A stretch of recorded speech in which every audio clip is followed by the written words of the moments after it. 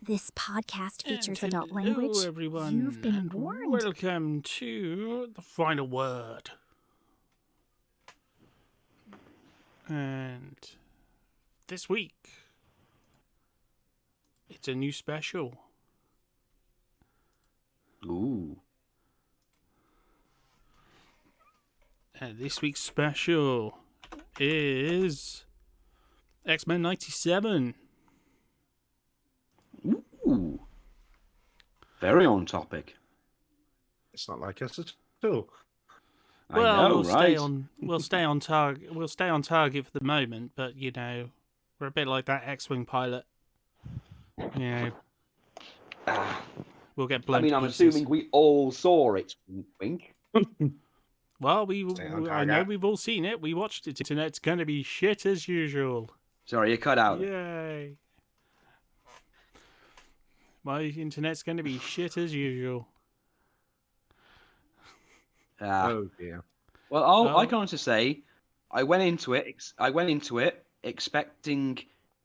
You've obviously seen all of the negativity that went into it. I didn't see any of that.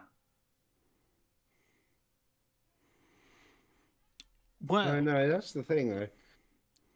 It's like Well, if they stick to the source material, it was going to be very difficult for them to screw this up. let's start with some of the obvious stuff. Right. Okay, I'm just gonna say it right now. The Cyclops landing scene. Right, all of the could actually hurt him. Yeah.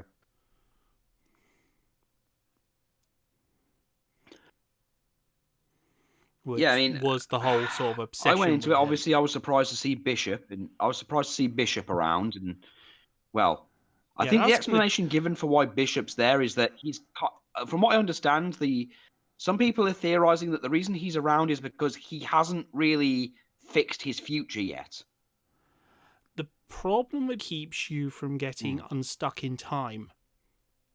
It keeps you in the past. Without that time stabilizer, you end up getting ripped back to your own time. Because that's precisely how they deal with Nimrod. They destroy his time stabilizer and he ends up being flung back to the future. As he doesn't have one, we don't know how he's presently in the past. Whether he used a different method to be transported back in time or something else. It's all a bit mysterious. You'd hope they cover it later on. Yeah, they probably will. We haven't really had a Bishop-centric episode yet. So I do expect them to sort of cover But to be it. fair, we've only had 2 episodes, haven't we? Yeah. Yeah, they only had 2 episodes. They needed to do setup. Because a lot of people are saying that the first episode is very dry, and it's like, well, yeah, but you have to set up for everyone who doesn't know. Yeah, that's what I was saying on Wednesday, that they need to set they need to set this whole thing up. Well, and I think they did it perfectly. Well, yeah, there's more important things to the narrative than Bishop being there. The whole immediate I mean, fallout. otherwise it'd be like, what, 20 plus years? You don't want 20 minutes of exposition. No, she gets in for that. Yeah. I mean, you've got the whole... I mean, what a lot of people don't realise is that the final episode of the original series... So, okay, first reason to use this...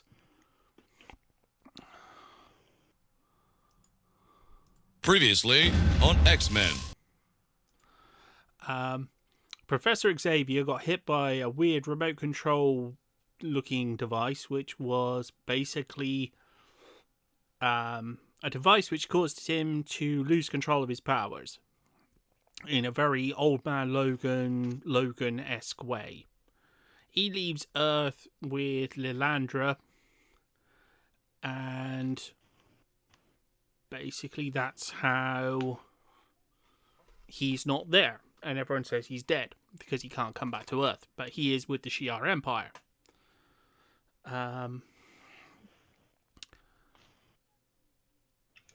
So that's how, he's probably never going to come back to Earth. So that has a much larger impact on the X-Men than Bishop just randomly being there. They've met Bishop several times. Well, yeah, but it's literally... At the moment, you've got very real terrestrial problems they've got to deal with. Like, I don't know, their property, their home, the school. Seems like kind of dull they've got things. bigger problems, like Magneto just walking the fuck in. Yeah.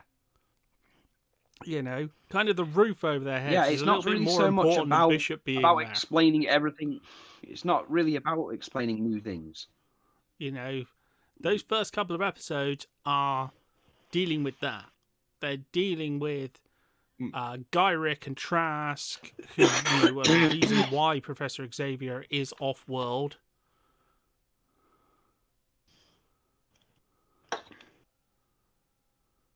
I thought they set up for him coming back. It's been a long time.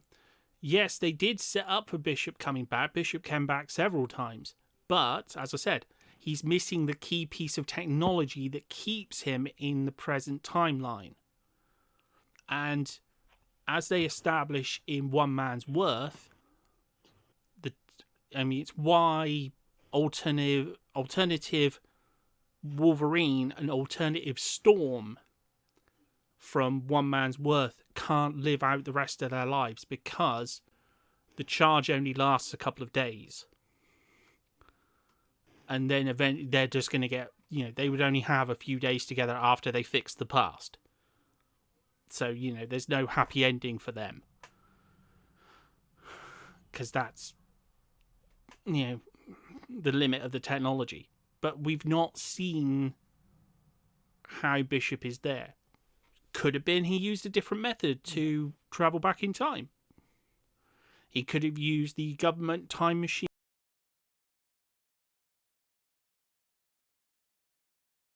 He says he won't, he makes it sound like he's dying or he won't return.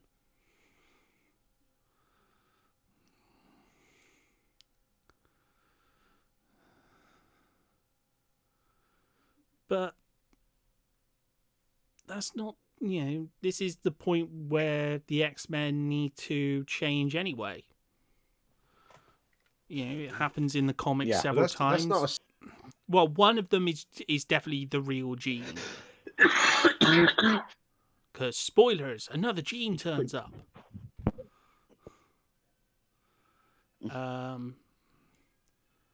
So the Jean that is there might be a clone. Might be a Madeline Pryor. Was it Nathan Scott's mother is Madeline Pryor. Thank you. Worst time for my throat to go then. Yeah.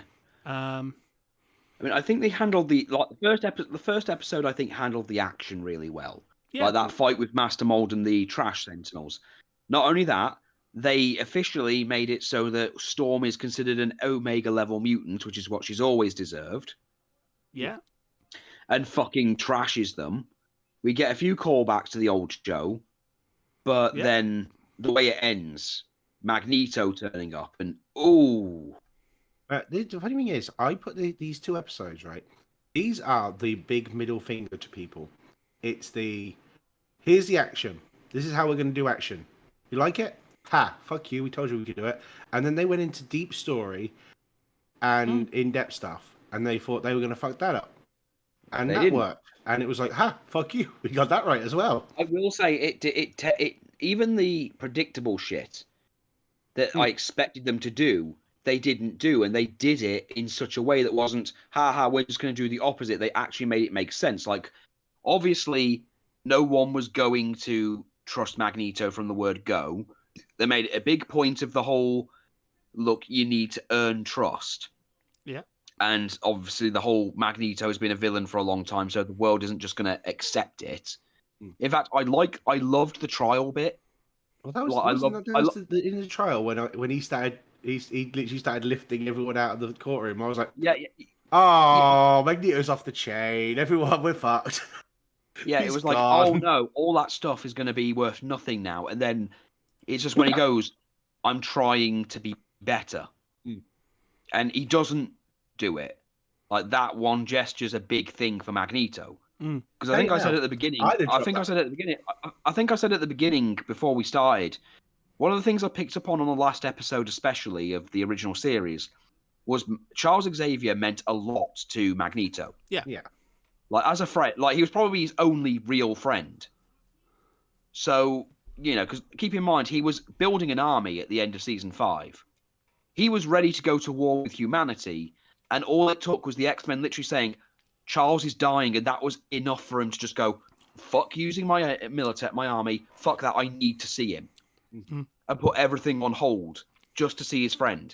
See, I don't know that I wouldn't have dropped that guy connected to a coin. I just want to see. I know, but it's the gesture. It's the gesture, because at this point in time, Magneto really, really needs to earn the trust of the X-Men and the people, and he needs to do the whole.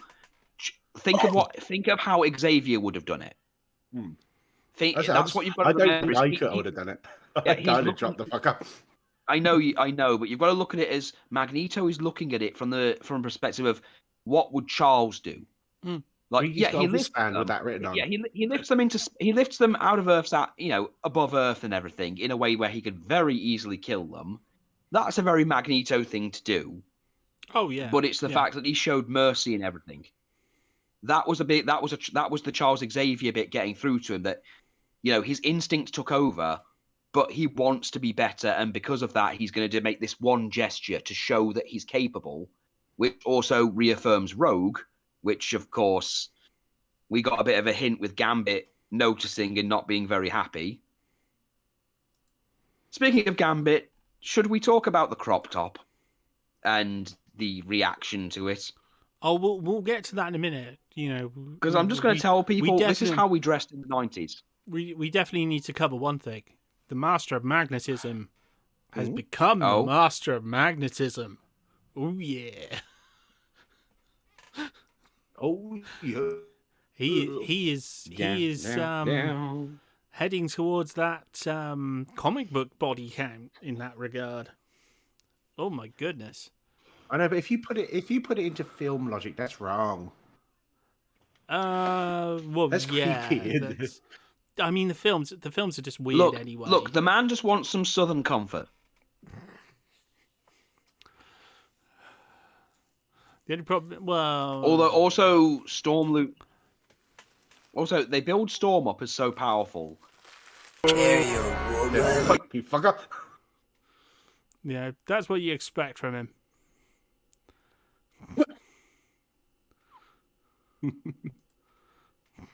But I said, yeah, the characterizations are good. Yeah.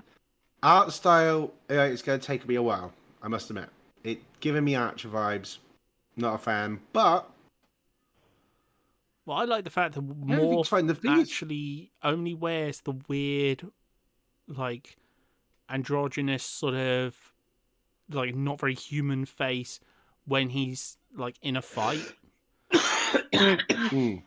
And it's true. It's very much like he's suiting up. So it's not we're retconning Morph from the original series to make him more like a trans character now. Here's an interesting question. Do you think that's something he learned because he kept showing his face in combat things, and then he was recognized and was able to be kidnapped the way he was in season 1? Maybe that's just something he's now learned. Yeah. So as I said, maybe you should show my face to the enemy. Yeah, I think it makes sense for him. I think it's self. uniquely exactly.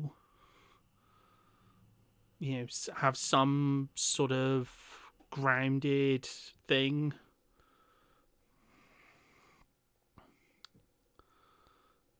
And that kind of makes sense for a character who's thought had Hawk was going such to break trauma. into Only You Them. Sorry? I thought you were going to start singing them. Oh. I thought you were going to break into Only You.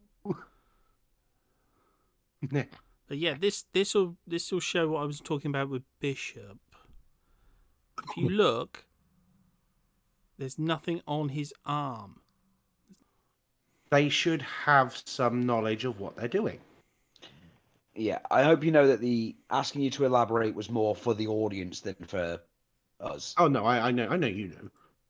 Yeah, I just thought it'd be better for everyone else. Because the thing is, it's like, oh, you've got the Fox stuff, you've got the other stuff to fall back on. So these are the characters.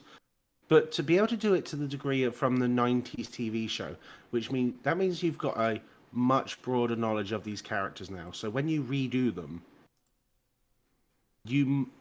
there is some hope for a live action one that works, in my opinion.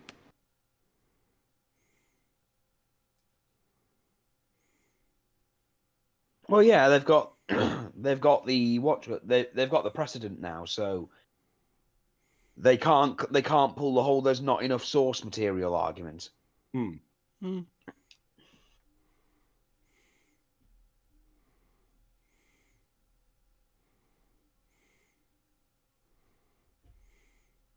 yeah, I think they handled it well. Just as now, Mega Man now. Yeah, the Mega Man guns.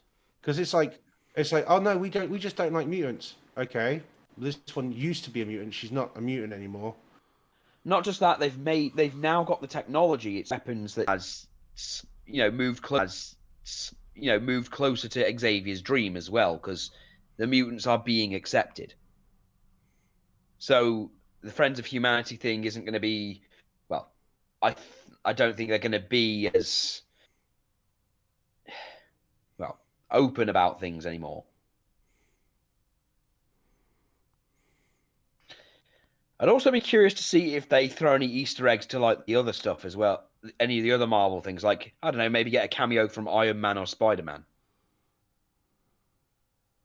Or if any other former X-Men will turn up, like Iceman or Psylocke.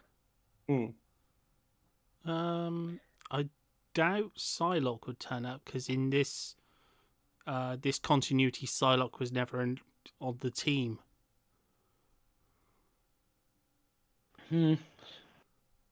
True. Because Psylocke was just Psylocke,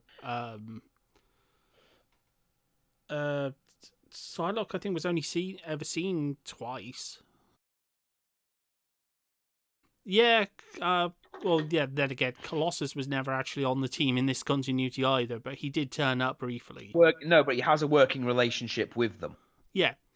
Yeah, he did turn up in season, because like he has come like to them. episode He has 8. come to them in the past for help. Yeah. So there is a precedent for, say, him to come by, or if they're getting if they're getting more recognition now and they're being accepted a bit more, it's possible we might see more X-Men characters. Although now they've got more access to some of the characters from, well, Disney pretty much own everything at this point. They could bring in other characters as well. Like, they could actually probably bring in Deadpool. I mean, I'm sure Ryan Reynolds had loved like just an episode. Probably. And I think they could. I think they could make it work. Justice for Darwin. And then instead of it being Sinister, they just gave Sinister's plots to whoever they felt like.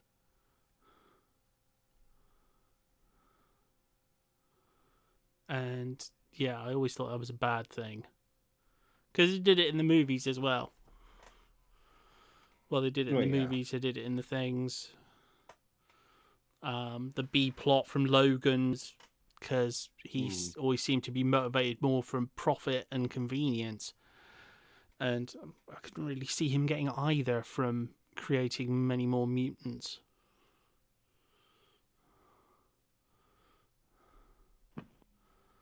But yeah, definitely. Well, not sure what they do with Juggernaut now. Well, there's rumours that he's getting a live action something. Well, the problem with this continuity in Which Juggernaut could be interesting. Let's see which way you go with that one.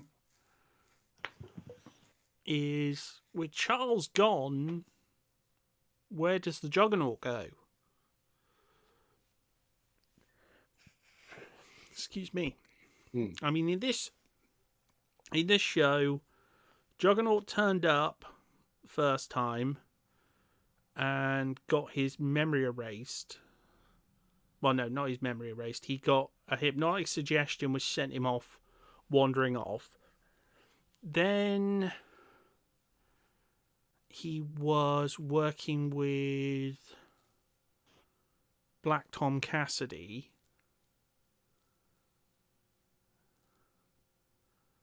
And then he turned up the third time after climbing out of the sea after being thrown across Scotland by Mr. Bad Hair Day.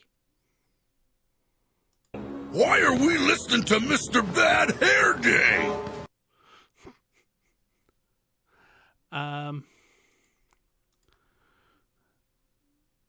And that's when he lost his powers, and that was the last. I think that was the last time he was in it. Not know what to do with himself. Yeah. Like, that could be a whole sort of thing that he turns up and Charles is gone, and because every time he turned up, he was just trying to get Charles's attention. Yeah, it was to show up his do-gooding brother. I don't think Juggernaut stands up well against Magneto, does he? Well, they defeated him easily at one point by removing his helmet and just using psychic powers on him. Yeah, that did take quite a That's lot it, to remove the his helmet. The helmet literally exists for the sole purpose of stopping people like Charles from getting into his head. I mean, they See, did. tinfoil on the head works. Cable them. Yeah, he has energy absorption. Yeah. Yeah. So would he stop the Juggernaut if he ran into him? Depends on who's writing it.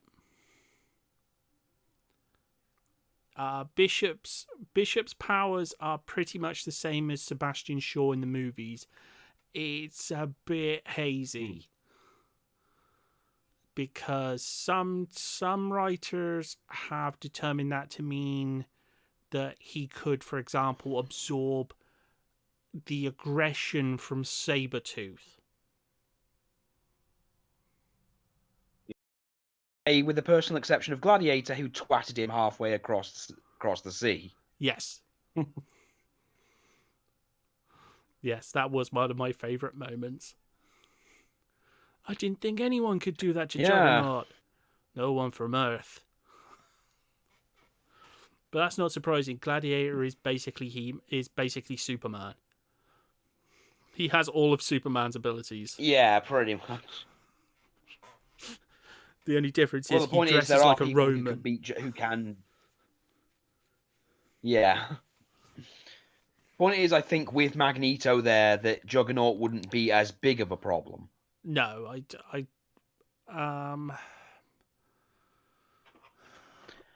I think Magneto would have a big problem with Juggernaut. I mean, X-Men's...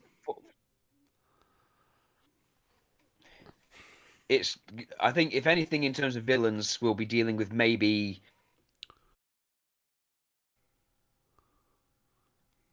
Job done. He needs momentum. Yeah. Yeah, because once he's got the momentum going, he can't be stopped. Yeah. it's the classic Doomsday comic style. You just Magneto does the same as Gladiator. You just basically do like martial arts. He threw it into space.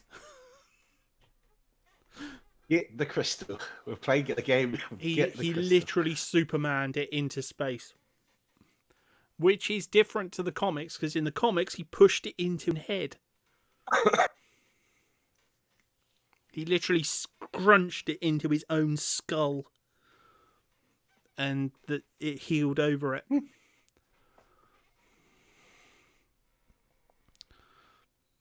mean, there's other places you could have put it, but apparently that was the place he went for. He could have hidden it in the prison wallet.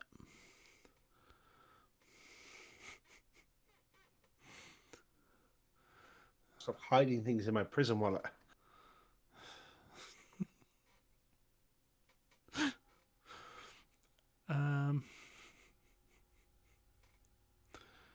But yeah,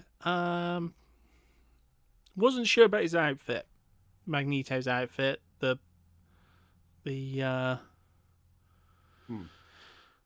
pink. See, I didn't like the outfit at first, but as soon as I realised it was an homage to the actual comic that scene was from, I was on board with it. I was fine. It's, as I said, it's just more of a personal taste thing rather than anything. I can see why they went for it.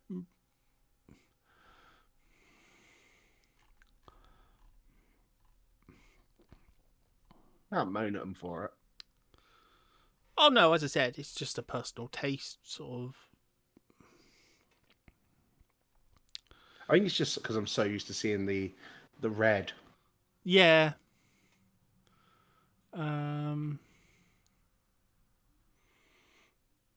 See, to me, it's a bit New Adventures of He-Man. Yeah,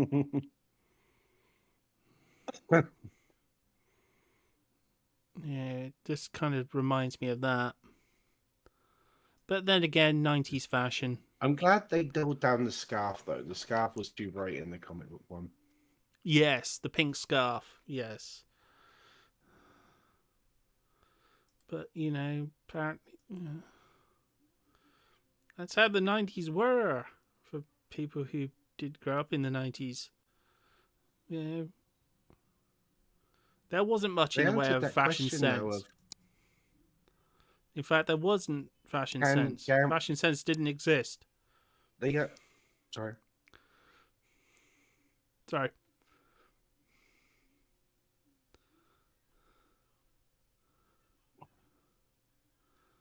I mean, oh my goodness. They answered the question on can Gambit destroy adamantium? No. Well, no, he can't. He can almost kill himself by blowing up a tree while skiing. Yeah. But no, he can't. Energized adamantium doesn't, destroy itself. Doesn't explode, apparently.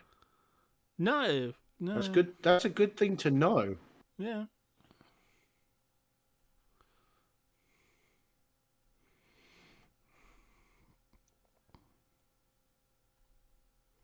Because that first episode would have gone very different if Logan just exploded. But did you just supercharge my whole skeleton? Yeah. Boom. That's an outtake I want to see. That would be a really, really bad way for Wolverine to end up that skeleton in Forge's lab. That's how that happened. The funny thing is, he'd still grow fucking back. Because he's everywhere. Theoretically. There's bits of him everywhere. He will not be happy or mentally capable of anything, but he will. I think there's a reason why.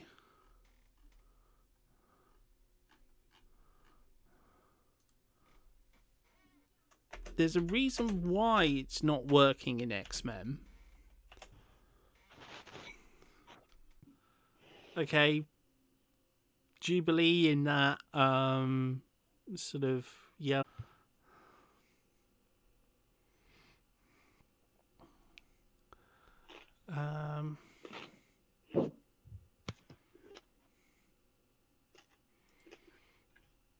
Yeah, I mean, despite what they were saying about the design changes, didn't find it that distracting.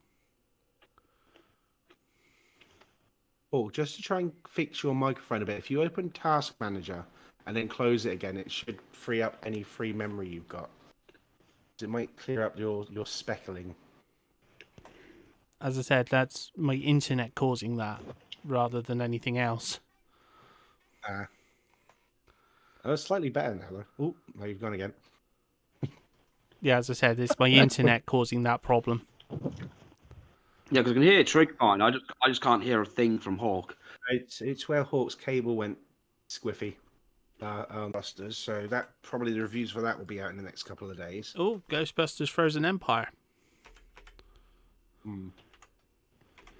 That goes to general public, I believe, in middle of next week, just for the half term. Nice. Perfect timing. Oh yeah, they're usually quite good with their timing. Because obviously, most of the kids are off, I believe, Wednesday, Thursday. I'm going to try going to my backup, see if that...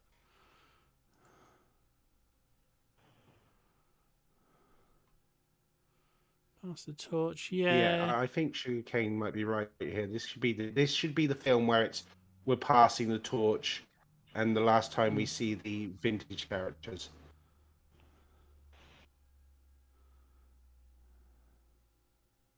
If they're going to make this a thing, I think that's the only way they're going to do it.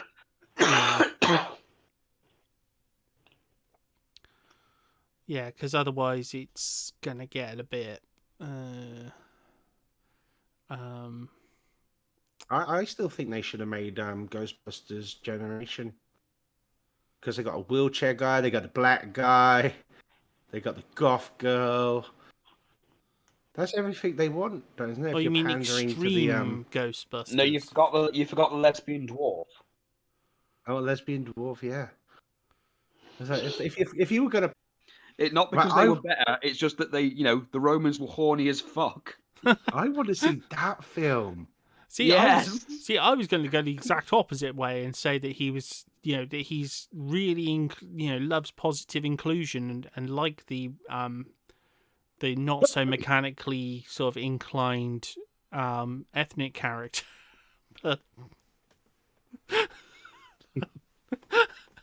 But he's in the chat now anyway. No, I know. See, that's how you get him in the chat. You make him get in the chat. You tempt him. But seriously, With if you were going goth to pander, would you not have used Extreme Ghostbusters as your source? I didn't realise that's how we get you into the chat, I Ollie. haven't seen in years. We just have to tempt you with goth girls.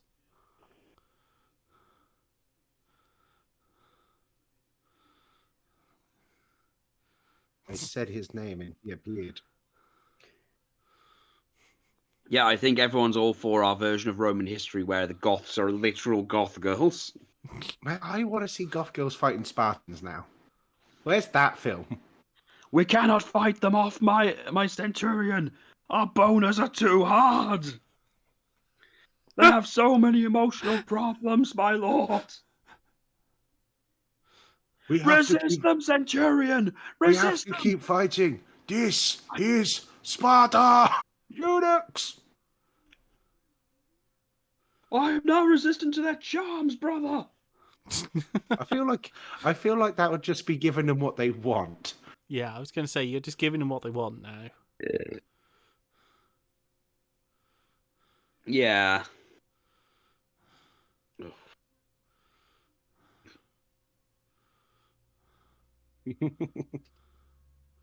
Although then again, it makes you wonder if goths are like that, then what are Visigoths? They're just ones that like Vimsy Pop.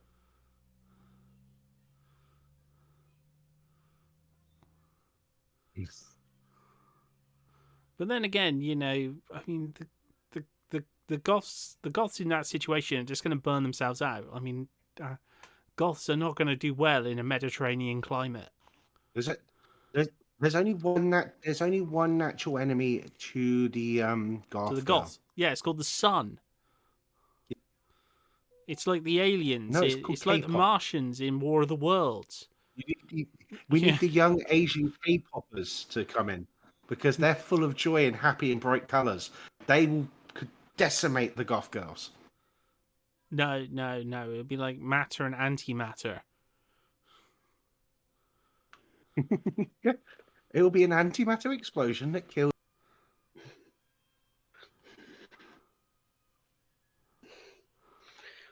I should have just copied them all and put them in the thing. Maura, just resend them and put them in the podcast chat. Hold on. Yeah, you're right. I'll just put them in the podcast chat. Come on, bud. Sorry, my tablet's being a wee bit of a pain in the arse. It's being a wee monster. Like the one we keep in the lock. Why did you sound Jamaican there? I always do when I try to do Scottish. It's a racist thing. You're the fastest racist there is. For some reason, every time I do Scottish, literally 5 seconds later, it turns Jamaican. That's because I'm just going to warn you right now: never do Scottish in front of my wife; she will kill you. No, it's the thing is, I'm alright when there's someone Scottish in the room because I mirror it. But if I try and do it and I've not heard it for a while, it goes Jamaican very quickly. With the beer can.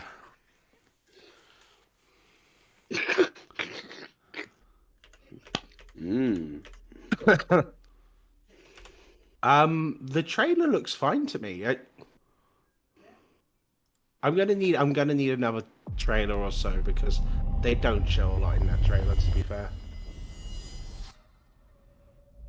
From a person I've never heard of. Director of a film I've never seen. Yeah, I haven't seen. Oh, and The Evil Dead. Yeah, Evil Dead remake. I never really grew up. The other one I haven't seen.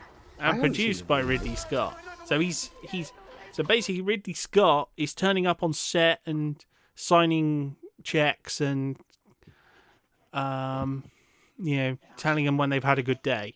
You know, for anyone who's seen The Lost World, Jurassic Park, that's what a producer does. Can we talking about Aliens? Has always had a female protagonist or protagonist. Protagonist. We should coin that word. What, yeah. Yeah.